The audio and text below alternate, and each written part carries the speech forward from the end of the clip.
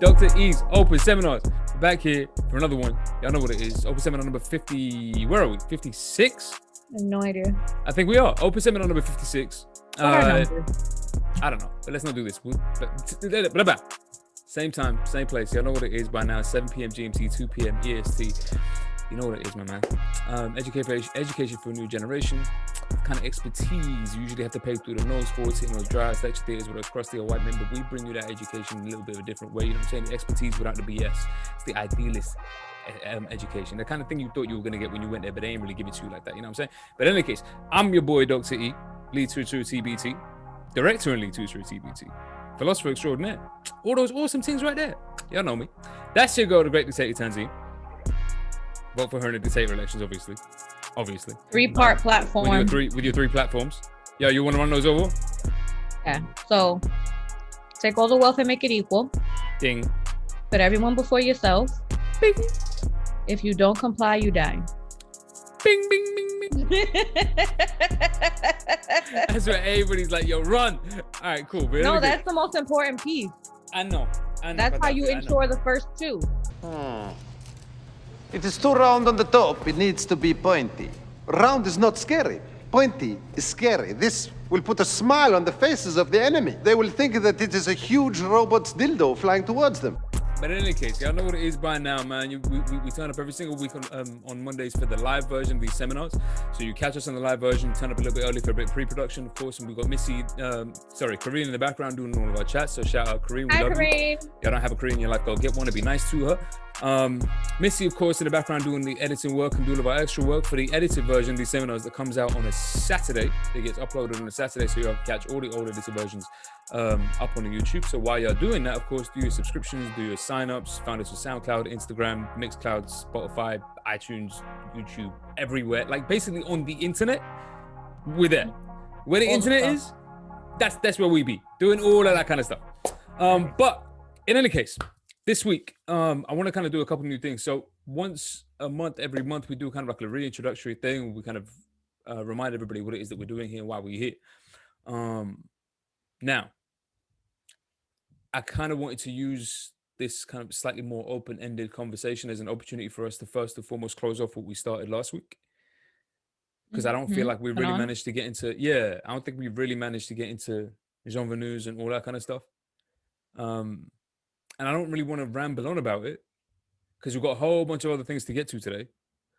But I do want to just kind of close up the stuff that we spoke about.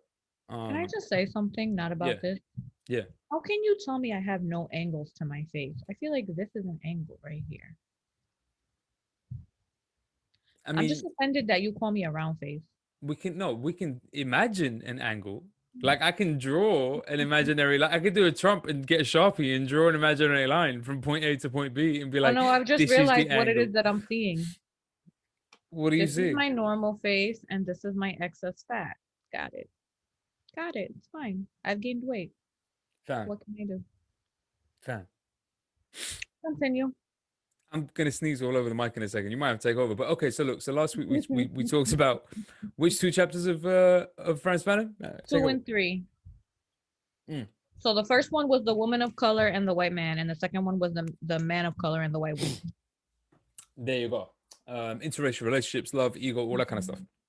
And we talked a lot about Mayo Capisha and Lucette Serenus is her real name, I think. And it's about interracial relationships, but the thing that we're missing here is that it's also about a relationship between the colonized subject and the colonizing subject. Okay, clever.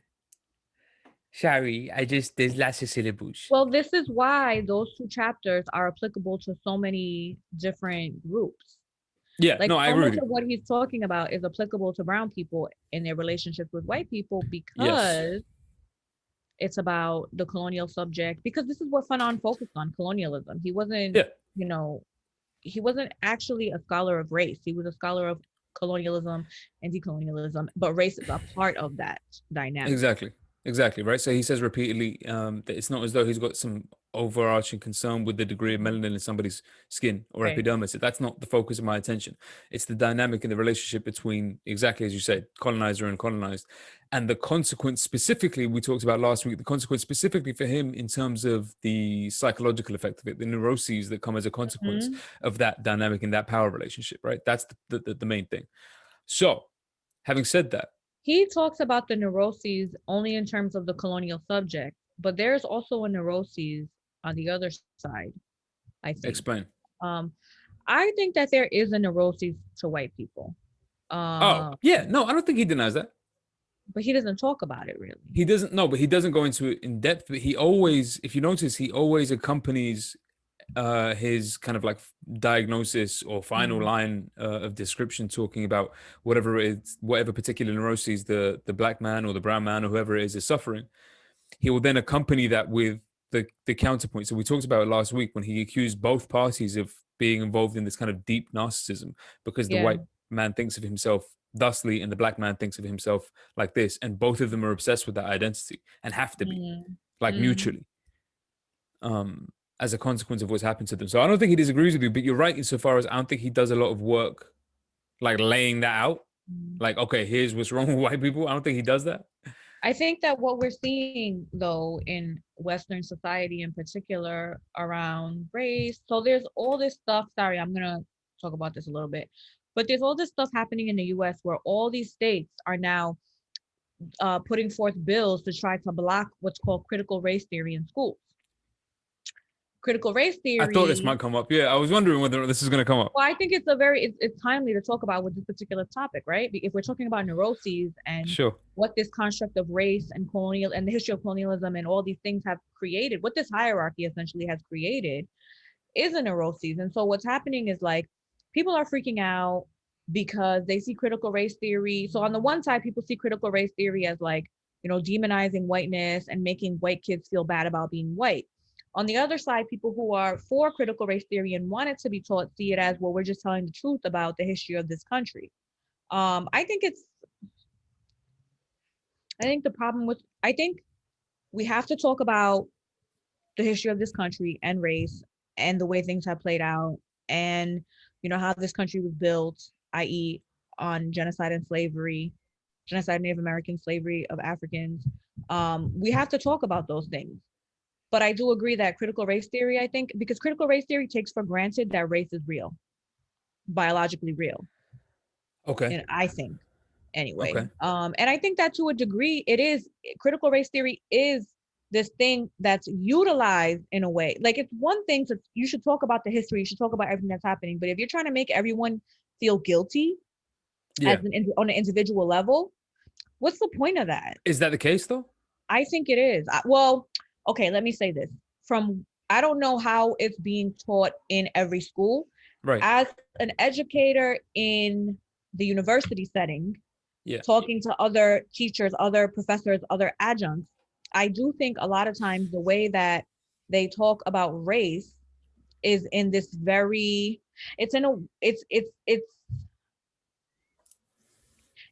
everything gets boiled down to the interpersonal and the individual level. Whereas it's like, these are systems and historical things that happen. And these are systems that are in place. How do we dismantle these things without making you, white student, as an individual, feel like this is your fault? Well, look, I'm not going to pretend that. Let me just say this outright at the outset, in case there's anybody on here like all super critical race theory type person, whatever else.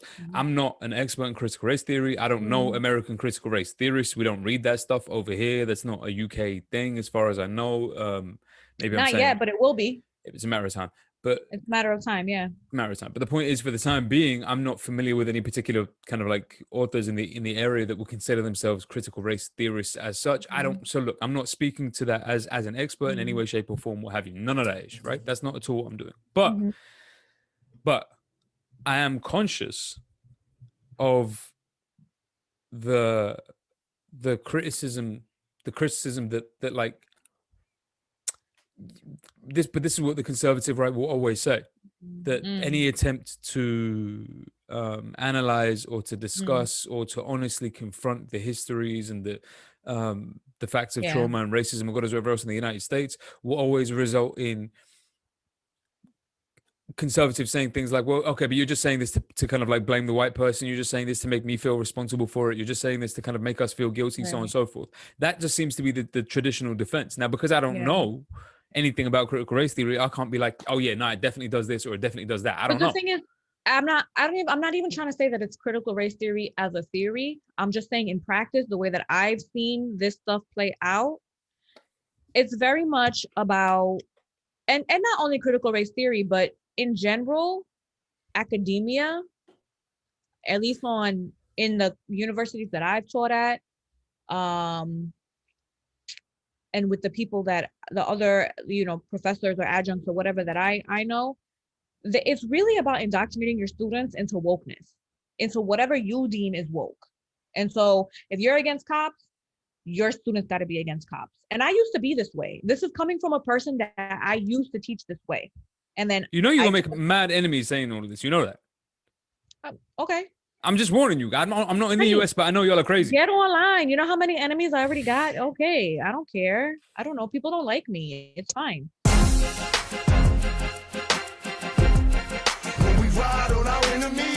That's cool. And I used to teach this way. I used to argue with my students about the cops all the time because, for me, I'm against police. Right. I believe in the abolition of policing. It doesn't mean I don't believe in safety in our communities. Everyone who has that goofy critique. There are other ways to be safe outside of policing. And it's on all of us to implement those new ways. You can't get rid of policing until you have alternatives. So how do we create those alternatives? But with that being said, I used to be that kind of professor. I had arguments with my students in class because I used to have some students who wanted to be cops, who were really pro-cop, who were pro-military, pro-America, all these things. And let me tell you something, it's not only white students. I had a lot of black and brown, not really black students, but I had a lot of brown students, like Puerto Rican students in particular, who love the cops, who want to be cops, who want to join the military, who love America and don't really have a good critique of this country. And I used to go at it with these students and push them. And so as somebody who used to teach that way and I used to try to force it down their throat, I had to take a step back and I was like, what am I doing? I'm not going to win anybody like this. And the thing is, at some point, you ain't going to win everyone. You're just not. Everyone is not going to agree with you, and it's okay. But I think that the way that all critical race theory and gender studies and, sexuality and all these things are taught is very, very, very much about shoving things down people's throats. And if you don't believe what I'm telling you, then you're wrong. You're morally wrong. You're a bad person. And it's all these things. But anyway, I digress. My point is about all of this stuff is that it's a result of the neurosis created by race, by what Fanon is talking about. And there's neurosis on both sides. I'm with you. No, I'm with you 100%. No, I think you're absolutely right. And I think, we're jumping ahead a little bit, but to preview what I think we're going to say in a minute, it's that I think one of the consequences of that is that I don't know whether or not this current generation, given the examples of or you're more familiar with it than I am, but given the examples of critical race theory and whatever else, one of the consequences of that is whether or not we have a generation here today that's ready for or prepared for a solution or for a way of changing things that involves less ego, that involves less individualism, that involves less identity, that involves less self-concern. I don't know if we're in a place or in a frame of mind, or people generally speaking are in a place or a frame of mind where they're capable of thinking like that. I don't think so. And that's just my opinion. I don't see it. I don't know. But I think this generation is more egotistical than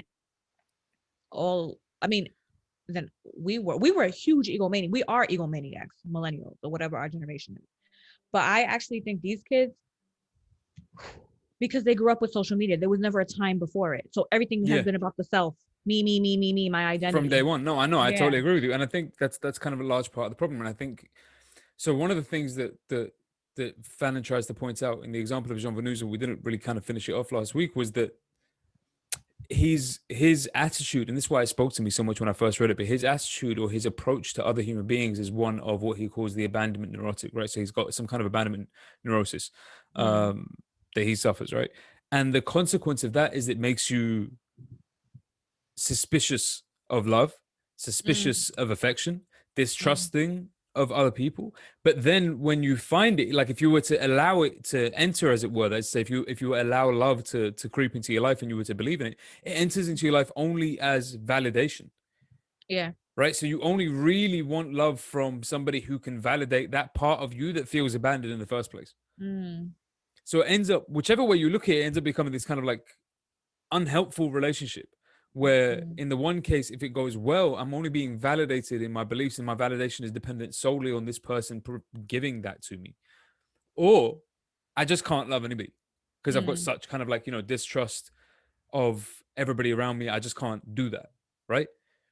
So the consequences are that a person finds themselves in a situation where they become, introverted, suspicious, paranoid, whatever else. Jean Venus, the guy who spends all day long making friends with dead people, just reading literature from like, this philosopher or that philosopher. It's me. Dude's me. But in any case, his solution to that kind of like that abandonment neurosis is the egolessness of love. Real love. He specifies real love. And I figure he specifies it primarily so he can get around the fact that he ended up marrying a white woman. But the point is, he stipulates and specifies real love. And what he says is that real love, if you take one kind of like example of it, will be wanting whoever it is that you're in love with to succeed, to do well, to be happy, to be satisfied, so on and so forth, to be loved and cared for, regardless of whether or not that benefits you. It's supposed to be a fully selfless act, the love of another person. And presumably, in those instances where it goes wonderfully well, the other person does the same for you. And between the two of you, there's a comfortable balance. So his argument is that in love, somehow, the egolessness involved in genuine love can somehow free you from all of these identity-driven traumatic thoughts. These ideas of yourself as kind of like necessarily black, necessarily white, necessarily whatever else, and the consequent abandonment neuroses and what have you that come as a consequence, or inferiority complexes that come as a consequence of that, are resolved by love.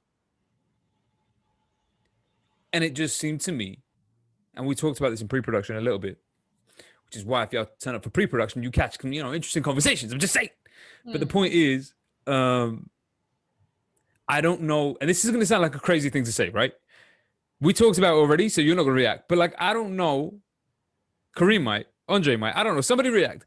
I don't know if love is still a thing. What do you mean by that? Okay, I will just say that your phone beeped whenever I said it. The second I said, I don't know if love is still a thing. It's because your somebody phone just left me a voicemail. You're not But at exactly that moment, it just went, and I was like, all right, see, the phone agrees. If the voicemail is just somebody on the other end crying, like, he left me, I'd be like, see, I told you, love ain't a thing. I'm just saying. It's not? You sure? Okay, but it might be fun. Anyway, I feel like you should call the person now. No. It's Ed. Oh, let's not do that. I like Ed. He's a good guy. So the point is, what do I mean by that? Do you think that individual human beings are not capable of love? Is that what you mean? No, I don't think that. I don't think that's ever the case, right? So let's be you're right. Let's be absolutely clear. I don't think it's ever going to be the case or has ever been the case that individual human beings in individual cases are incapable of falling in love. I think there will always be cases in which it becomes possible, God knows whatever else, it's always going to be a thing. That's fine. It's not that I'm talking about. I mean, well, let me ask you this. Is love commodified? Now, look, let's have a Marxist conversation. Is love commodified the same way today as it was, say, 30 years ago, in your opinion? What do you mean by commodified? How is love commodified? Okay, so good, fair question. So let's think about it in this instance. So we know the traditional kind of way that the market likes to sell love is, say, Valentine's Day, right? That's the obvious thing. Valentine's Day comes around, you sell love that way. Cool, fair enough. But outside of that, there are other instances where people use love as a means of selling things. The obvious one is like music. Right, the amount of like love music, like I love you, baby, the sun, the moon, the stars, that whatever. All that gross non-love crap that they. You're my dream, you're my world. Who would I be without me? All that kind of that stuff. Yeah. But if you like, I'm talking about like the I want to start singing some Boys to Men now. I swear like the shadow that's by your side. I'm not gonna do it. I'm not gonna break out into Boys to Men. I swear to God. But even like, you know, even Sade, even whatever else, it's like, you know, love-based songs. I don't think that Boyz II Men and Sade. No, these are love-based songs. Yeah, they are, but when you call it commodified, I don't think that's commodified. I think it was their art, their expression. Oh no, I'm not blaming them. Don't forget me wrong. Yeah. I'm not holding Sade or Boyz II Men I'm responsible. always gonna get feel away when you talk about Sade. I know you are. That's kind of why I hit that button. But Yeah. it's not that at all. So it's not that I'm blaming them for the commodification. I'm just saying that they, as far as I'm concerned, they were used by the same system. Like they were exploited too for their music. I don't think that they had as much creative license in terms of the production and marketing and sale of their music as they might have liked. They certainly probably had creative license with respect to the creation of the music itself, but the production, marketing, and sale of it is a whole different bag. So fair enough. I'm not talking about whether or not they're to blame, but what I'm saying is, in that instance, you're talking about love as a sales pitch, as a thing. I can use their music in adverts, and I can use their music in concerts, and I can go to whatever else in order to sell and push, or to use love for me, forgive me, to sell and push these singles or whatever else I'm trying to push. So if we take like rom-coms, 90s R&B music as examples of the commodification of love. What was that? Tom Hanks and Meg Ryan, the famous Tom Hanks and Meg Ryan. You Got Mail? Oh yeah. That kind of thing. You're not going to believe this. Oh, let me guess. Through the internet? Yes. You've got mail. Yes. Those are very powerful words. Yes. What was the other one that they did? Sleepless in Seattle? That one too. We'd be fools to let happiness pass us by. Winter must be cold for those with no warm memories. We've already missed the spring. There you go. Missy's gonna be screaming like in the background, like, I know I don't movies. But the point is, yeah, all of these examples of like traditional romantic comedies, and then the traditional kind of like romantic R&B type music. These are examples of the commodification of love, right? So you're saying, is it commodified? Are movies and music the same today? I'm asking you. I'm asking you your opinion. I don't know. Well, I don't know. I can't talk about movies. Because I don't think I've watched a rom-com in a very long time. I mean, is there a rom-com to watch? That's true. I don't know if they even make them anymore. That's my point. Yeah. Is there like an equivalent? You've got like, there's a La La Land, I guess. Like La La Land, but that's not a rom-com. What the hell? That's just a romantic. Don't worry about it. It's not a movie. Ryan Gosling type film. Blue Valentine, right? But that one ended up in a breakup. Blue Valentine was a terrible movie. Don't do that. I love that film. Oh God, I wanted to watch it so bad, and then when I finally watched it, I was like, "What?" That was a good film. It was terrible. I hated that movie. It was real. It was honest. It was well performed. It was a good movie, man. You know, it was a good movie.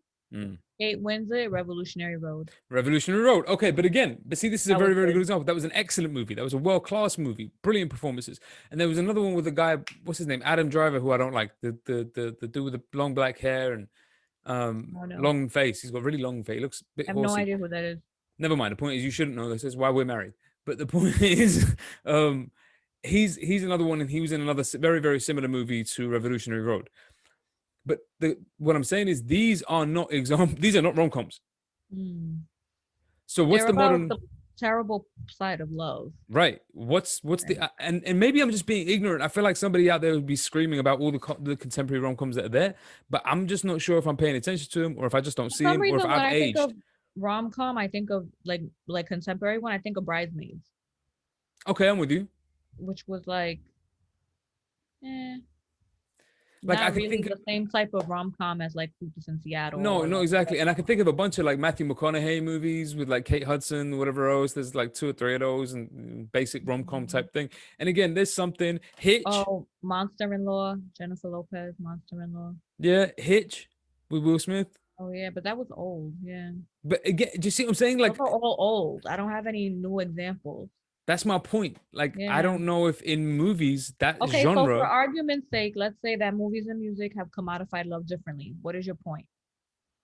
What I'm saying is if you look at one, the possibility that it may have commodified them differently, and two, if we look at how they're being commodified now, like so the way we are representing love and the way we are talking about it, seems to me to be a lot more toxic and sounds a lot more like the kind of things Jean Venus might say. Like that suspicious, I don't trust you, I don't really love you, I've been hurt before, I'm an abandonment neurotic type love. Like you don't, it's the strip club love. Like I'm not, it's the Bryson Tiller type love. It's the Frank Ocean type love. It's not, you know what I'm saying? I've experienced heartbreak in the past. It's the Weekend type love. It's House of Balloons, man. Like that album it's that kind of love. What was that? House of Balloons. That's the Weekend. This would like, I'm not a big fan of his. There's like 2 songs he has that I like. The rest there's I'm something just like profoundly wrong with your soul. But the point is, I just don't like that whiny crying weirdness. that's cool. I don't blame you, but it's because like, there's something profoundly wrong with your soul. There's just something. Why you got so many emotions? Just keep them. He doesn't have it. That's the whole point of the music. He doesn't. Do you know how many times he uses the lyric "I'm numb"? Like that seems to be. Yeah, that's but the lyric. when you're sitting there saying "I'm numb," you're expressing a freaking emotion. Like, stop it already. Everyone's numb. He's really not. Everybody's numb. It's called being alive right now in this moment. We're numb. Right, look. You know how you react, Sade? You're gonna touch a button with me on the weekend because like that guy is like, I don't know, he did a thing for me. But the point is, please don't. Sade and The Weeknd are not the same. No, they're not the same. They're not the same. Not even the similar caliber. No, not in the slightest. Although I could troll you and just tell you that one of them does sell more records than the other one. I'm just saying. Who cares? Record sales means what? There's a lot of idiots. Doesn't mean absolutely nothing. It means absolutely. I just like trolling. Right. But we're not debating whether or not I prefer Sade over The Weeknd. That's not a debate. But what I'm saying is the way that Sade likes The Weeknd. I wouldn't be surprised if she does. I would. If Sade's watching, I really love you, and I'm like your #1 fan. And I even I custom made a shirt with your face on it. I know that's creepy, but I just really love you. Your love is king. I'm not gonna go into how you went at me because Shay Noir. I told you I thought Shay Noir was amazing, but here you go like making T-shirts for Sade. Never mind. She's beautiful, and she's got a great voice. That's cool. I said the same thing about Shay Noir. She doesn't really have a great voice, but she's a Who, Sade? Her voice is not particularly amazing.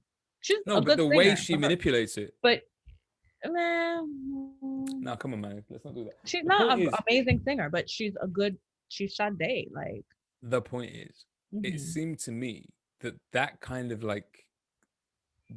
music, The Weeknd kind of A Boogie kind of, even to some extent Drake kind of, Bryson Tiller trap soul, Frank Ocean kind of music, that whole sound.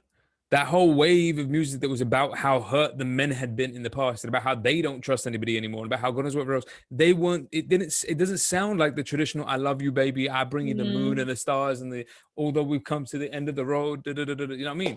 Yeah. It's not that. Yeah. It's a lot darker. It's a lot more twisted. It's like if you took, and I think that's what The Weeknd was doing. If you take Michael Jackson's Dirty Diana and then I love that song.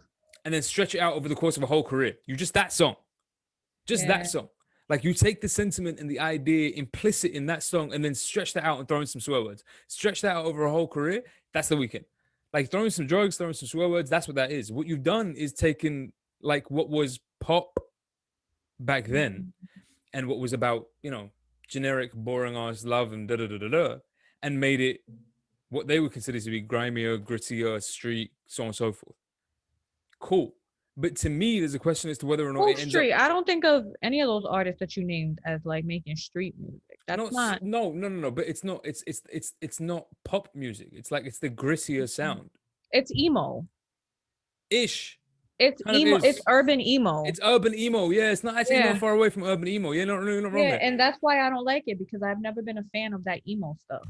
But my point is that it's that seems to me to be a reflection of that kind of Jean Venus abandonment neuroses type thing. And then the question is whether or not, if Frantz Fanon's solution to that problem is love, whether or not you have a generation that are at least culturally culturally too abused or too neurotic to have that as a solution.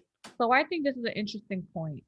And if you look at the Western world, and this includes some East Asian countries like Japan, relationships are at an all-time low. True.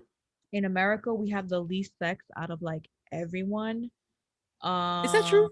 Yeah. I know the British have the fewest orgasms in Europe. No, I know that. The rate of people who are actually having sex is quite low in America. That sounds like America, to be fair, because all you'll do is talk about it, but talk nobody's about having it, sex. but no one's doing it. Yeah. Bunch of loudmouths, I swear to God. But I think that there is something, I don't know. I was reading an article, this was a long time ago, I don't remember where I found it, but it was an article where they were talking to people about relationships and being single. And it was just depressing to read what people were saying. Like, so many people were like, I really want love, I really want to have a partner, but I'm terrified and I can't open up to anyone. Like, the number of people that repeated that over and over again. Abandonment neurotics. Yeah. But I think that most people do have this. I think it's partially that. I think it's also a deep insecurity. We live in a society. Capitalism creates a deep insecurity, right? Because when you're constantly in financial insecurity. You constantly are like struggling to get by, to survive.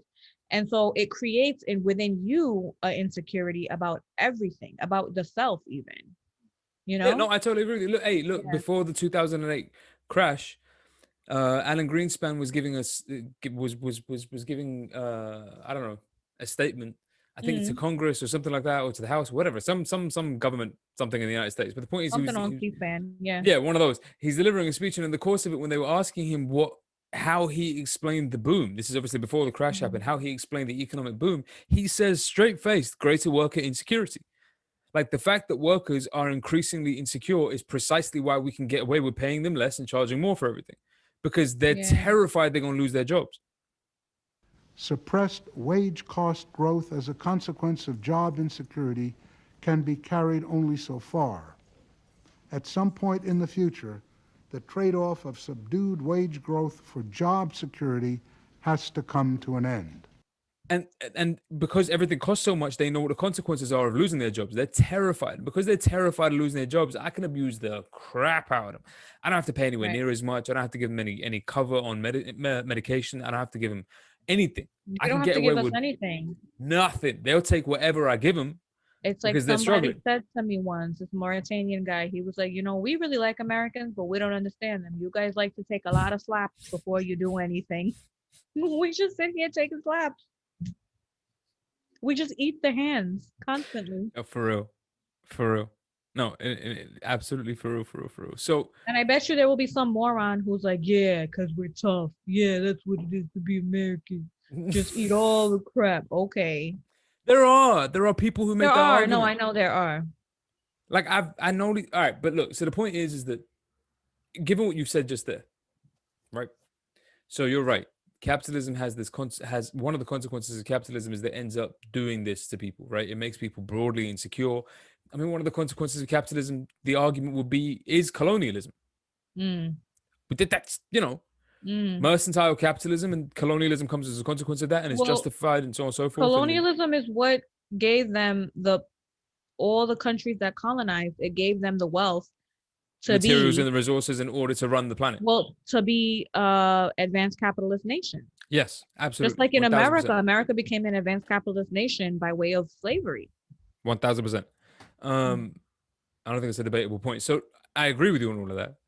So what I'm saying is, given that, right, and given the fact that we're talking about a generation that might be too traumatized or too much of an abandonment neurotic like group, for love to be an answer, for anything that's ego-less to be an answer, non-individualistic to be an answer, then the question occurred to me, right, given this capitalist interpretation, when we make these capitalist interpretations, right, when the cultural, especially in America, because you mentioned it already, when the cultural Marxists, right, those, whoever that group is, when the cultural Marxists make the arguments that they make, however they make them, right? Whether it's about critical race theory or whatever else it might be about. But when they make those arguments, who are they making them to? This is what always bugged me. Like, what do you mean? Well, okay. 100 years ago, actually a little more than 100 years ago now, 130, 140 years ago, around about that, actually a lot more than that now, Jesus Christ, I'm old, 150 years ago or so, the argument was popular that the rise of industrialization and therefore wage workers led to these kind of like social injustices, right? And so you developed this kind of class of people that were oppressed, that were mistreated, that were abused, or whatever else, that were there effectively as tools in order to prop up the wealthy kind of capitalist class. That's all you were really wage laborers. Right, precisely. And when that was recognized 100 or so years ago, the argument was put forward that, okay, well, this has to stop and something has to be done to do otherwise, and so on and so forth. In fact, in the 1920s, the Republican Party was running on a platform that called wage labor slave labor. The Republican Party. Wage labor was slave labor. That was their platform. Wage labor is slave labor in the 20s in the United States. So this wasn't like an alien concept. This wasn't that long ago. So 100 years ago, this was a common idea. You were speaking to a group of people who felt oppressed by a particular class, and that particular group of people could be identified relatively easily. Because, factories, wage laborers, so on and so forth. It was relatively easy. Production. It was anyone who was did not own the means of production, who were the only way they could make a living or survive was by selling their wage labor to produce things in factories for the capitalists. Right. And then the term for that group of people became the proletariat. Right. So we'll go into a second into who that group is and what that means and where the terms came from in a second. But that was what their name was, and that was what this was, these kind of criticisms were supposed to be speaking to them. Because it was them that it was their ears you were trying to reach, and it was them you were trying to liberate. Well, it was them who created the terms and came up with the theory. No, fine. But in today's world. Yeah. And under today's, economic circumstances, given today's economic conditions and so on and so forth, and what employment looks like today, post-COVID particularly, all of that kind of stuff. In today's world, when we make these capitalist critiques, these proto-Marxist, Marxist capitalist critiques, who's the proletariat we're speaking to? Right. No, I'm asking genuinely, like who? Yeah. So this is a debate that I've had many, many, many times because I used to be in two leftist groups. One of them was like explicitly Marxist, communist, nerds. Say it again. Nerds. But one of them was an explicitly like communist, whatever, Marxist, intellectual group. Basically, they used to read together. If you ask them, they're changing the world, but it's like six nerds in a cafe reading and of course discussing. It is. That's all it was. Of course it is. Another group I was a part of was a leftist, not explicitly Marxist or anything like that, but just like leftist activist group that used to try to do work in the community, but actually ended up doing nothing except posturing and patting themselves on the back. But of course. Anyway, so this was an active debate for them. This was an active debate amongst different members of these different groups. And like who's the proletariat? Yeah, like who's the what is who's the modern day proletariat? I remember sitting in on these discussions, just being like, God, these people are losers. But and then you went from there somehow to actually join them. I don't know. Why do people join cults? I don't know. I still wonder. But I do think it's an interesting question because the Marxists, so you have the traditional Marxists who would say the proletariat is anyone who sells their wage labor. Because that's how Marx defined it. It was anybody who you sold your wage labor in order to survive. So all right. So now that you've said it, hold on. But now that you've said it, because I feel like first of all, you've previously disavowed Marx on these seminars, which was a big deal. And second of all, this is kind of more your guy than my guy. So I feel like now that you've said it, for anybody that somehow doesn't know but's turned up to my seminars, do you want to just quick rundown who Marx is? Hello, comrades. Here is a recipe I found in the British Museum. First, make some batter, then put the eggs in the batter, then put the batter in the oven. Then wait for the collapse of the entire bourgeois capitalist system. Set the table, politicize the proletariat, replace the decadent bourgeoisie, activate the workers. Remove from the oven, serve from 4 to 6 people. Ah. So Karl Marx was a theorist that wrote in the mid to late 1800s. He was actually an economist, and he studied factory workers, and mostly in London, but he studied workers across Europe, really. I went to his house in Germany. And yeah, well, I went to did. his grave. So the thing is, I'm not a Marxist anymore. I used to say I was a Marxist. I don't know if I really understood what that meant at that time, but I was definitely saying it. I'm not a Marxist anymore because I just feel like, what does that freaking mean? Like, yeah, he had some great ideas, but like, what does that mean? Do I follow him and like in everything? No, like that's just weird. Anyone that calls themselves a Marxist or any ism, just stay away from those people because they're probably nut jobs. I mean, I'm with you. But I don't, yeah. But I do think it doesn't mean that I'm totally like I hate Marx. I don't hate Marx. I think actually he had some great ideas. I think that he really he had a good understanding of capitalism, Sure. better than most. He understood how it operated, how it functioned, what it did, how it treated workers. He also had a good grasp of kind of like what it was like to be a worker. Because Sure. I remember even in college reading a piece of his.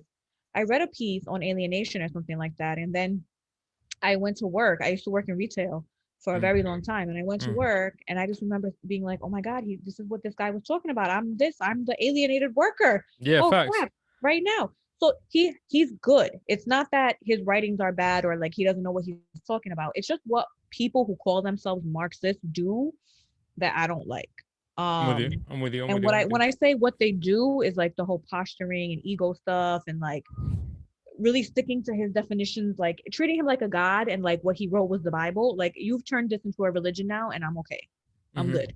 But the very dogmatic Marxists will say it's anyone who, is a wage laborer. And then you have people who will say, well, and I fall into this group because my thing is just like, well, is a fast food worker the same as like what are those people?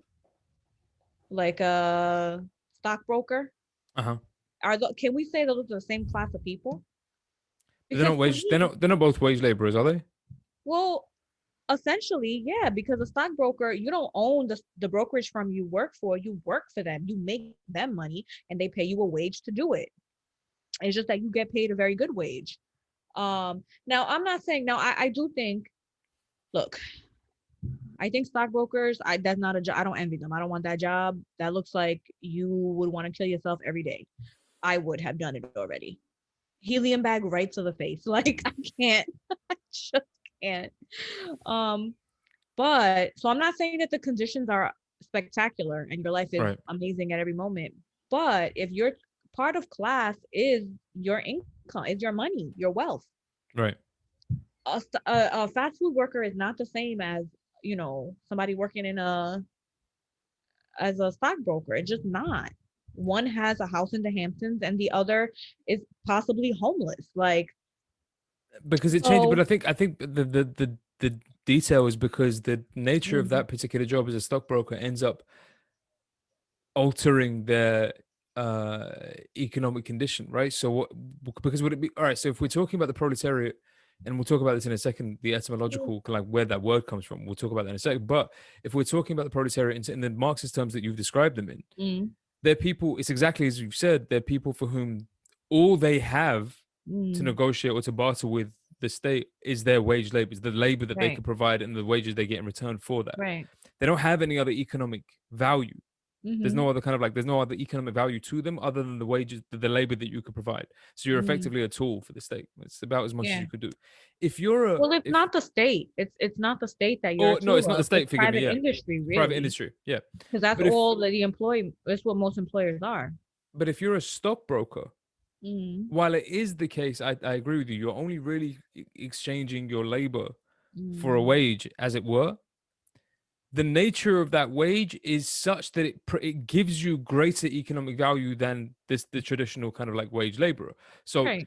if you have a house in the Hamptons, well, now you have a house in the Hamptons, so you have access to economic value greater than that of You have the wealth. traditional wage labor. You're Yeah, you building, have some you kind have of the wealth. ability to build wealth. Yeah. You have capital, even. Right. You have capital. As a wage laborer, you're not supposed to have any.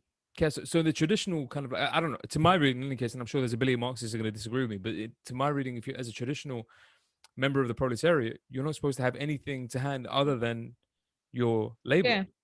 to exchange. But I will say, I think we need to throw these terms out and stop using them. Not that most people use them, but it's just like proletariat, all this crap. Throw it out. What you have is rich and poor. I And kind I of think agree with you. that's the reality, especially today when there's no more. What's the middle class? Who's the middle class? It's Well, been dwindling for a very long time. I think people need to stop pretending like they're middle class. You are now middle class, honey. Because that I agree with you. and really the truth of the matter is that you have the rich and the poor. And with the rising cost of living, it's like the majority of us are struggling more and more. So the question that you asked before, I don't think that, this question of who is the modern day proletariat, I don't know that even freaking matters as a question. I think what does matter is who are you talking to?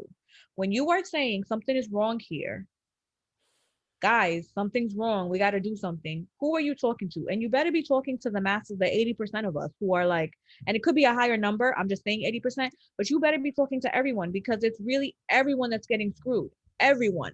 Because even, there's this phenomenon happening in the United States where, so there's always been a racial wealth gap in this country, and it's bigger today than it ever was even in the 60s. So the racial wealth gap is getting bigger and bigger, but what you're seeing with white Americans is that even white Americans whose families were solidly middle or upper middle class, the generation that's like my age of these kids who came from these families who have money, or who are comfortable at least, are in a worse position economically today than their parents were. So this is the first time in this country that this particular group is seeing a decline in their economic situation. So who you should be talking to is absolutely everybody. All the people who have always been struggling, the people who are struggling for the first time, everyone who's not Jeff Bezos, everyone who's not, a tech bro, everyone who, like, that's who you should be talking to, because it's alarming. I mean, the rate of the disparity in income and the rate that it's growing at, everyone should be scared of this. And now we're about to be hit with inflation, at least in this country. And I can't imagine inflation would happen here, and it's not going to happen globally. Inflation is coming. They're already talking about it, which means, if for anyone who doesn't know, inflation means prices are about to rise. Prices are about to rise. And in the United States, in some places, we just got a $15 minimum wage. Let me tell you something. $15 an hour is not enough to cover the living expenses right now. It's not. You can't live off of that. You can't live off of that and pay your rent and pay your bills and pay. The average rent across this country for, I think it was a 1-bedroom apartment, is $1,400 across the country. Not just in New York City, not just in the coastal areas, which tend to be more expensive, across the country. How can you pay that and still eat? I'm with you, man. A third of workers in this country, a third of the working population is living in housing insecurity, which means they're either homeless, or their housing is precarious, which means there's a lot of workers who can't afford apartments, so they live in motels with their families. A 1/3, 33% of working people are doing this. Yeah. I mean, so who should we be talking to? Everyone. Because pretty soon that 33% is going to be all of us, not to mention the numbers of homeless people and homeless families and tent cities that are going up. I mean, for anyone that has been to California, if you've been to LA, go to Skid Row. Go to Skid Row is the biggest tent city, at least in the country. And the thing is, it's not only an American issue. This is the thing. We talk about it only in terms of the Western world, but it's not only the Western world. We went to Bangladesh. tell me the poverty is not, I mean, this is the direction I see the whole world moving in, is in the direction of the third world, which is like crippling poverty for 95% of the population, and the top 5% is living in gated communities. I mean, is that the world that we want? So who are we talking to? We should be talking to the 95% that are about to get booted out of any kind of wealth, or any kind, not even wealth, just like stability in life. All right. So, okay. Sorry, rant over. No, but it's cool. It's important. Mm-hmm. But here's let me just kind of introduce a little bit of pessimism, and then make of that what you will, right? Because I'm curious to hear what your opinion is in response to this. But let me introduce a little bit of pessimism here. So on the one hand, I mean, look, in principle, I agree with you, right? In principle, I agree with you, because what you're describing is effectively a return to feudalism. Like, we're describing workers living on either just within the castle walls or on the outskirts of the castle walls, surviving on the good graces of the king and whatever kind of farthings or pennies he decides to shower down on them.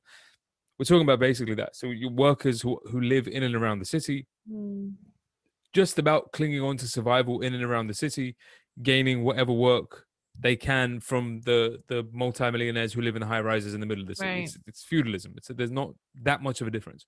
It's the same basic structure. So I get that. But 100 years ago, when Marx was writing, well, over 100 years ago now, when Marx was writing what Marx was writing, and when Kropotkin was writing what Kropotkin was writing, and when Mikhail Bakunin was writing what Bakunin was writing, and when Rosa Luxemburg was writing what Rosa Luxemburg was writing, y'all look these people up. No. I'm not explaining everything. Hold on, give me a second. I'm not explaining all of this to you. Look them up. You say Bakunin funny. Mikhail Bakunin. Bakunin. Pyotr Kropotkin. Oh God! All right, move on. Brilliant. It's a great name. Pyotr Kropotkin is a great name. You got to give him credit for that. But the point is that when all of these people started talking about, and others, of course, when they started talking about the rising feudalism as a consequence of industrialization, as a consequence of wage workers, and so on and so forth, we're not, what you and I are saying right now is exactly what they were saying 120 years ago, or 150 years ago, is my point. Like, it's not, the circumstances haven't changed so dramatically that we're doing something else. But I will say this: I think they have changed in one respect, and this is where I feel like I don't know whether or not you're right.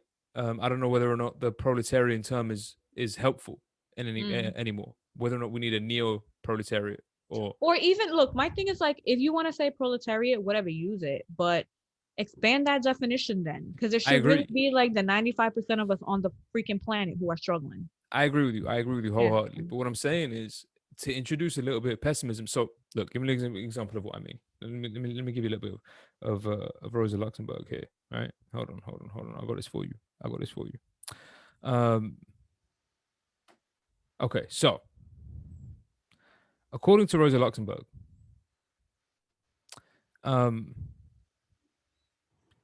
capitalists would seek to realize their profits by offloading surplus commodities onto non-capitalist economies. Hence the phenomenon of imperialism, as capitalist states sought to dominate weaker economies, right?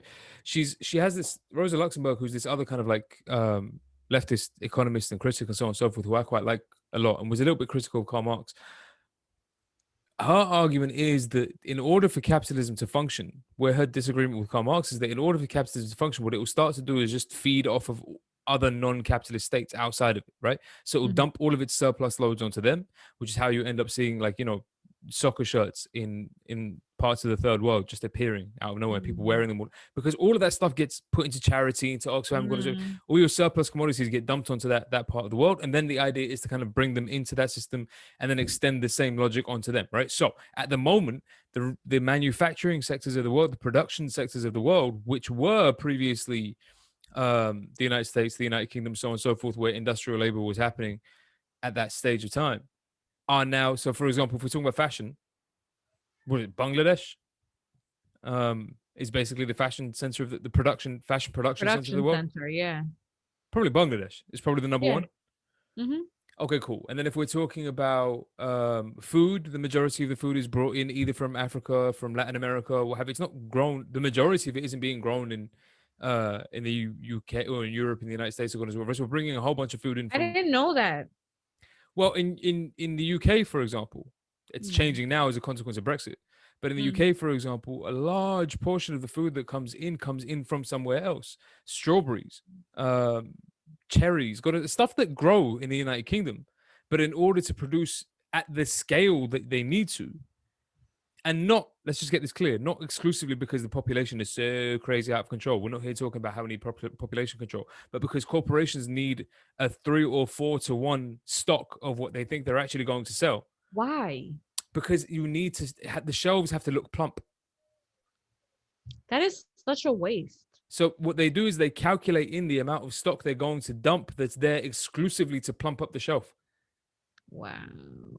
Because their argument is you're less likely to buy something off the shelf if it's the last thing on the shelf. So what we need to do is keep the shelf looking full all day in order to for you to keep grabbing. When I grab the last thing off the shelf, I feel like I won a prize because I got listen, the last one. Listen, I don't know what it is, but the statistics would suggest that when people see the last thing on this, they won't grab it. They'll assume there's something wrong with it. Yeah, because something's wrong with it. Yeah. Right, because everybody else must have left it, so it must be the one that nobody wants, so nobody goes for it. Right. So what they do is I need to keep the shelves stocked up all the way, even though I know I'm not going to sell all this product. I'm going to dump most of this. But I need to keep it stocked up because you won't buy the thing at the front of the shelf otherwise. So what we're saying is that supermarkets and stores like that have to keep a 3 or 4 to 1 ratio of the stock required, which means that in order to produce at the quantities that these Western nations need, they bring in a lot of their food from other countries. So they end up being brought into the capitalist economic system, right? What I think, to extend Rosa Luxemburg's argument, I think, just as a suggestion, one of the things I think is happening is we're shifting it's what you were saying beforehand, we're kind of shifting the way the economy works. And I think the northern hemisphere of the planet will function as the service sector of the world. And then the production sectors of the world, China's for, East Asia for technology, Bangladesh or Southeast Asia for fashion, clothing, garment, Latin America and Africa for food and minerals and resources, like all the minerals and resources that they need for laptops and what have you, coming from Democratic Republic of Congo, all that kind of stuff. Those centers of the world stay that way. The Middle East for its oil, all of that kind of stuff effectively stays that way in order to serve the service sectors of the Northern Hemisphere. Now, the consequence of that is what you were saying. You're either rich or you're poor. And the only remaining, to my mind, sliver in between are those people that can survive in this new economy. That's to say, those people who jump in ahead of time and start, entrepreneurship and doing things for themselves, hustling, basically. You got to hustle. Because it's at that point now where if you don't make something for yourself and figure out that the job is gone, like it's not going to provide you a way of figuring this, that's gone. So it's a hustle now. It's the Wild Wild West. You got to figure out a hustle well ahead of time, because the time is coming when effectively all of those jobs are just gone. Well, I feel like it's already been like that for a certain sector of the population, right? Like I think about my mom growing up. Like my mom had a day job, but I didn't pay the bills. So you know what? She did she nannied, at night on weekends. This was her side hustle. Facts. Like I feel like most people, if you grew up poor, you had a job and then you had a job, you had your side. But this is what I'm saying to you. I mean, it has to be even more than that now, because I think the gap, as the day job is gone. Is gone. So the gap between rich and poor is so dramatic. Like you have got to find a way to either move, or you got to find some hustle that can maintain you, something that can serve the wealthy. If you're not already a member of the wealthy, you need to figure out a service that they absolutely need as members of the wealthy and figure out a way to capitalize and monopolize on that. That's it. Do you want to move to the desert of Libya with me? Listen, when we met, I introduced the idea of moving to like Ghana with you, and then you went and picked some other places in Africa. I don't mind. We can move to wherever you like in Africa. I'm down. Or Egypt. That's cool. My thing is, listen, I'm down for that. My mother would love that. I'm down for wherever in Africa. It's all good. It's all not Europe, so I'm down. But the point is this. Given that restructuring, given that economic restructuring, given that there's a whole sector of jobs that might just disappear, they just fall through the bottom over the course of the next 5 to 10 years, if they haven't already, and given the reshift in terms of global economies, there's a question as to whether or not, when you say we should speak to everybody, the 95% that aren't poor, there's a question as to whether or not that audience, on the one hand, has the resources to be able to do anything about it. That's to say, whether or not they fall from the traditional proletariat to the lumpen proletariat that a traditional Marxist reading would say don't have the ability to do anything about it because they're too hungry anyway. Or I don't think that's necessarily true. I kind of I understand what he's saying, because he also talks about the lumpen proletariat as aligning with the capitalists. So like drug dealers, for example, Like you're a drug dealer, like you're aligning with the capitalists because you're all about your money and you're doing things that hurt the community and whatever. Now we understand that there's no jobs and this is what you have to do to survive, but that would kind of be like one example, you know? Particularly like the big, like the bosses, you know, like the kingpin type drugs, like those are capitalists. Yeah. But I think there's another layer. Everyone's not a drug dealer. There's another layer of the lumpen proletariat that's just trying to survive, and it's just like, you know what I mean? I don't know. No, I don't disagree with you. I don't disagree with you at all. I don't think. Go ahead. I feel like, you know how you change this? Just kill the rich. French Revolution. I'm sorry, but this is what. But that's my point. It doesn't work when you're. This is my whole point, right? If the economy has shifted and you're in a society now where the overwhelming majority of people are either those who have been cut out of the system altogether, so they're not in a position to do anything about it, or the ones that are remaining in the system genuinely think they can be rich. Which is like every American. Right. Like every Instagram American influencers. is what is it? Every American is a temporarily embarrassed millionaire. Exactly. So whether it's your Instagram influencers or whether it's your Instagram business startups or whether it's your social media, whatever else it is, like the people who are trying to make these little kind of like hustles or what have you, these little jobs that they think they, you know, can propel them into something and have bought into the dream and have genuinely bought into the idea. And these are the same people who be, you know, attending a weekend concert and attending an A-Boogie concert and going to whatever else. And that's the music in your MP3 player because it's the most popular music around. So there's going to be an overlap between these and people. That's how people, can I just say, that's how a lot of people think about being rich or poor. Like I've literally had people say to me, people who are destitutely poor be like, I'm not poor, I got Jordans. Okay. But you ain't eating in 3 days. Right. And what you did eat is not food. No. It's not food. But this is my point, right? So what I'm saying is, if the economies have restructured, if we take the Rosa Luxemburg example and say that what's happening is the capitalist centers are just expanding further and further outwards, so that the centers of power have expanded themselves, right? So whereas previously the super rich would have only lived in certain areas that they would have saved for the super rich, those areas themselves are expanding to include the whole freaking city, whether it's all of New York City, or all of London, or all of Paris, or God knows where else. This is what gentrification is. Right. This is what gentrification is, and it's happening in every global city around the world. Every global city. But that's the point. And if that's expanding, then what we're talking about is that the populations within those countries where that expansion is happening are either surviving as a consequence of being part and parcel of that system and surviving well, or they're failing to do that and they've been cut out of that system altogether, and they're kind of like on the very, very bottom rung of everything. Those are your options. And if that's the case, the question becomes whether or not this group of people, this generation, I'm being super pessimistic now, but whether or not this group of people, this generation, are susceptible or open or have the inclination even to have a conversation about changing something, about kind of egoless, non-individualistically oriented, let's do something to change something. Hey, look, I'm putting it like this. I was thinking about Brexit the other night, and I know it's, you know, the thing, but it suddenly occurred to me that even Brexit, right, sounds like the reaction of an abandonment neurotic. Think about it. Right? I know it sounds crazy, but just think about it. No, but it's people who feel like they've been forgotten about, and they're just scapegoating immigrants and everybody else. And they're right. They're right in their sentiments.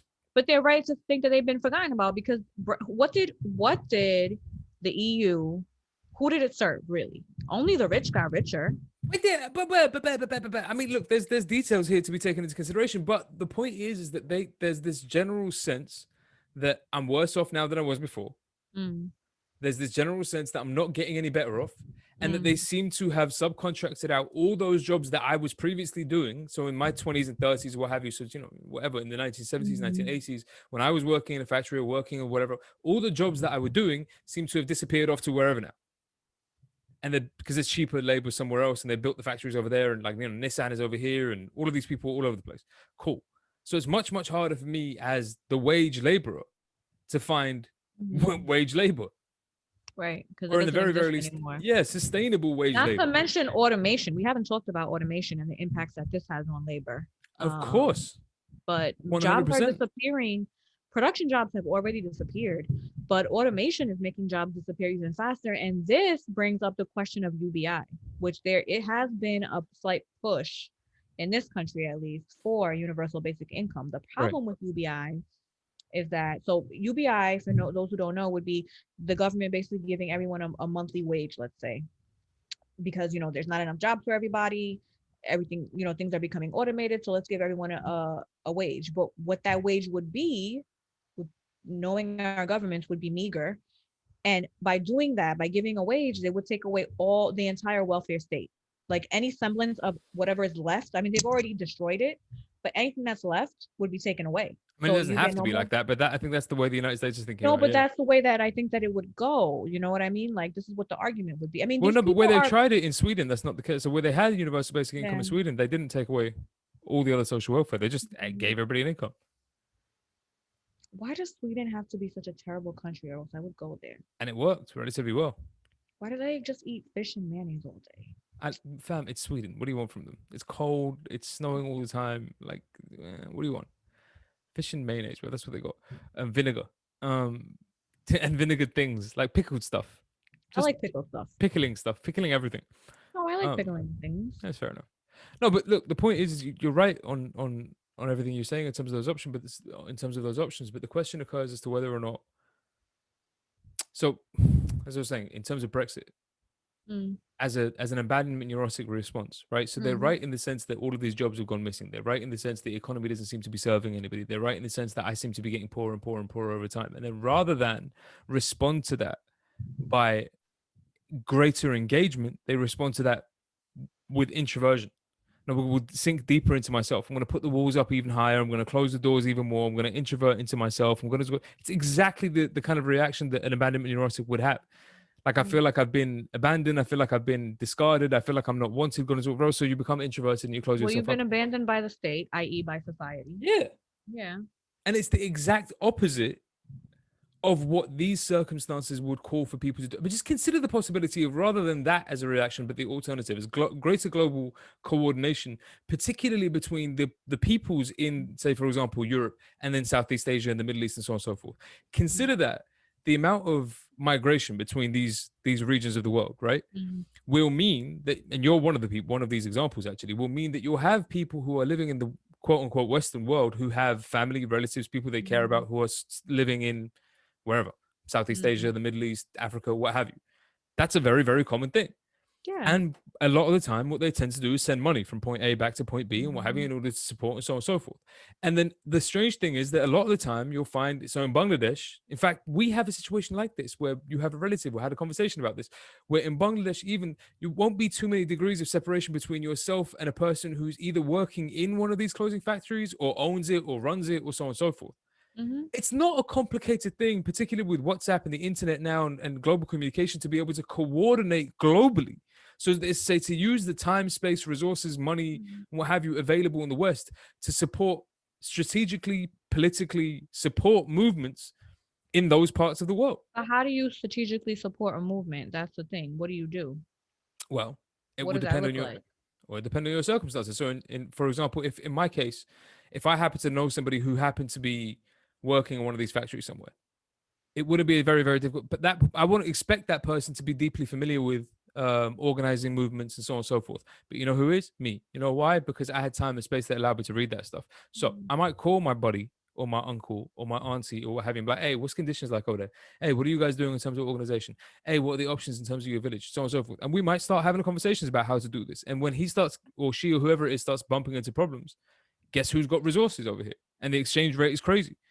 So maybe you guys need something, and then in order to strategically develop this, and maybe you need proof in your village that we can make this work, or maybe you need to organize something that takes a little bit of money, whatever else. But the advantages I have over here could be beneficial to a coordinated move somewhere over there, and an understanding of the global circumstances that we're afforded because we live in these Western nations and have the technology and God knows whatever else, might open the door to greater global coordination and a really large scale movement. I really want to believe in that, but I think that we are way overestimating. I think the average worker, and so I'm saying this because I worked in a union, I worked in the president's office, And the whole goal when I was hired was to try to, push our workers to take the reins themselves, to be more radical, to, make connections between different worker struggles happening in different places. The average worker doesn't care about I what is agree. happening somewhere else. Most people are like this. This is just in general. No, People I are agree. like this. Does it affect me? How does it affect me? If it doesn't affect me, why should I care? I don't. Like, Listen, I totally agree with you. but this is just like, and so all of this, like, oh, global movement. Like, when I was younger, I wanted to see global movement. This was my thing that I talked about all the time, and this is what I wanted to do to, find a way to help global movements to really be global movements. I don't know. I Listen, don't think I'm that not is saying possible. I introduced this by saying that I was the pessimist, right? I don't think that Yeah. this is a thing that can happen. I'm just saying that I feel like the alternative to Brexit or the alternative response to Brexit is if you're a Polish or an Eastern European worker living in the United Kingdom and you've got family in Poland or what Mhm. have you, and you know that the factory just opened up over there, fam, there's a conversation that you could have with the workers that you work with over here. The same thing could be the other way around. What is the conversation you're gonna have with the workers that you work with that's gonna matter? It's not. I'm not saying again. I'm not promoting this as an idea. I'm saying it's an option. It's available to you. Yeah, Like but there's a lot that of kind. options. But what's the point of options that are gonna amount to nothing? Well, they're not going You to think amount the to. average British worker gives a crap about Eastern Europe? I'm saying they don't. Yo, who are you talking to? I'm saying they But don't. that's what I'm saying. So then, what are you talking about? Oh, there's a conversation to be had. What is the conversation, and what is the point of it? Not. What I'm saying to you. What I'm trying to do. Hold up. I don't know what happened to your brain in the last 15 minutes, right? But what I'm trying to do is point out. That's my brain. Well, I don't know what it is, but you suddenly got like super like I said I was introducing this pessimism, and then you went, you know what, the whole world is over, and I'm like, okay, I get it, but where are we going with this? I'm not saying that is an option. I'm saying the traditional, and you sound like an abandonment neurotic. The traditional abandonment neurotic response is close down, don't look at anything else, precisely because I'm terrified, I'm traumatized, I'm It's nervous. not terrifying. It's just that I know people. I'm sorry. Like, where are people doing it? They don't care. No, I agree with what you're saying. Mm. I want to leave. I agree with you. I Leave think where, Ithar? It's the same everywhere. You want to leave the planet? I mean, I'm down for that. yes, I'm going to build myself a spaceship. I might invite you, but your pessimism might weigh us That's down. not what I What I'm meant. saying is, Sure. this is my position is the world is screwed. I started off by saying to you, I feel like the people are too pessimistic and too egoistic for them to care. I know you're not telling me anything I don't know. That's how I introduced this. What I'm saying to you is that kind of pessimism, that kind of egoism, that kind of whatever else makes this kind of conversation impossible. Case in point, it makes it impossible. Why does it make it impossible? I'm not being an egomaniac when I say it's not gonna. I'm just speaking from experience. Like, it's not. I understand. Gonna happen. No, Yeah. I understand, but we could go into that. But what I'm trying to tell you is that regardless of whether or not a person's experiences have been negative in the past or goodness, whatever else, regardless of what is the case, what I'm saying is the options available to us are insane. So, for example, the fact that we have global communication, they've given us WhatsApp and internet, and you have global coordination. Do you understand the IRA and the PLO were working together in the middle of the 1960s, 1970s, and 1980s? They didn't have WhatsApp. What the hell are the IRA doing having communications with the PLO and then organizing things and strategizing? Did you know there was a PLO group who was working in Japan?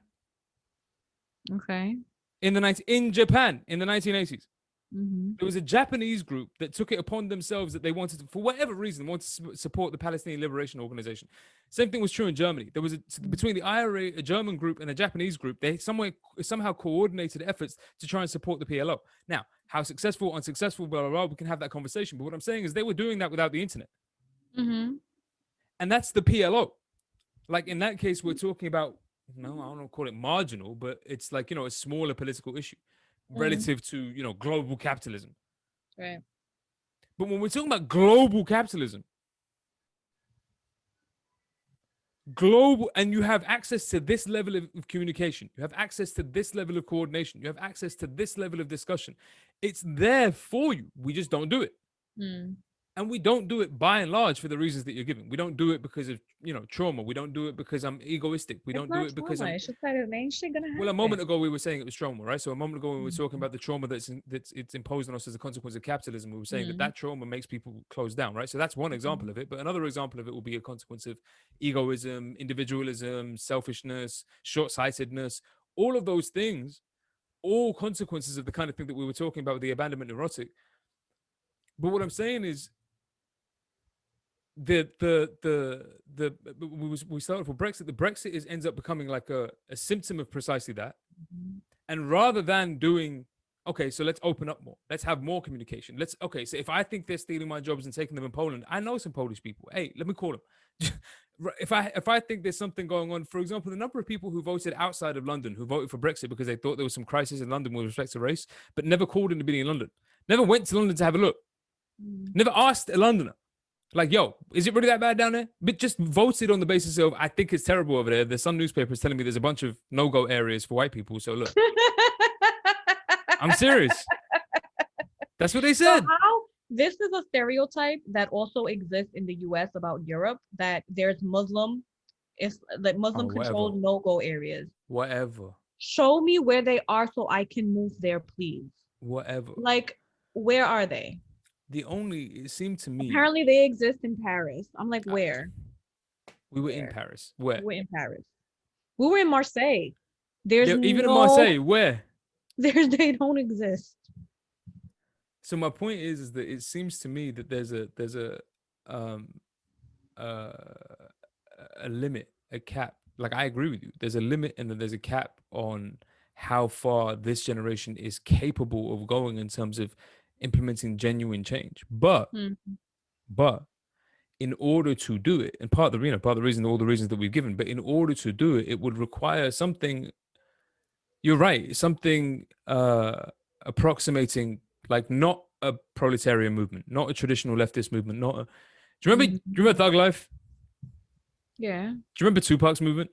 Yeah. That works. Like, if you look at it, he wasn't promoting anything other than, like, if we want to be like super hyper intellectuals, it wasn't anything other than like a Zapatista movement. It was the exact same logic. Like, the existing hierarchies in your community and God knows whatever else are good enough in order to be able to get rid of kind of, state authorities and what have you. You can run things independently between yourselves, so on and so forth. You establish connections. It's the, we talked about before, the Capitol Hill Autonomous Zone type experiment thing. That kind of logic can work, particularly considering the resources available, the time available, the things available to people in the Western world. That kind of Thug Life, Capitol Hill Autonomous Zone, independent Zapatista type logic can work in these environments. Whether or not this generation has, I don't know, enough egolessness or enough care or enough compassion left in their soul, enough Brian McKnight and Boys to Men and Method Man and Mary J. And Method Man and Mary J. Blige, if whether or not they got enough of that in their soul for them to, like, I don't know. I don't know either. I don't know. In any part case, of me, I don't care anymore. I think the Buddhists got it right. Just suffer and die. I don't think that's what the Buddhists were saying, but okay. That's what they're saying. Just suffer and die. I'm relatively sure that's not what they say. I'm fine with it. Kind of supposed to end. I just need the dying part to happen sooner because I'm really tired. I picked this up 10 minutes ago. So look. Should we end up the open seminar? Should we wrap this up today? We're back next week in any case. Same time, same place, 7 p.m. GMT, 2 p.m. EST next week. And we've got I don't remember what next week's education FAQs next week. So we're just talking about some broad stuff. I don't know. I'll figure it out. But in any case, thank you, Mama. Thank you. Vote for me. Vote for Tanzim in the Great Dictator elections. Obviously, we know her platforms. Thank you to Kareem for being here as usual. Thank you to Missy for doing all the editing in the background. Love you. Thank you guys always who've been here with us since like episode wherever to episode wherever. If you joined in episode 5 or episode what have you, thank you very much. Y'all know what it is. Mask up, stay safe, get your vaccines, do all the things that you're supposed to be doing. And in case anybody had any doubts, Black Lives been matter, Black Lives still matter, Black Lives will matter. That's just always what it is over here. It's always what it's going to be. Anytime anybody disagrees, we speak to you. No time, never. Outside of that, it's been another open seminar. I've been your boy Dr. E. That's been your Great Dictator Tanzim. We'll see you next week. Bye. Peace. Thank you. Love, man.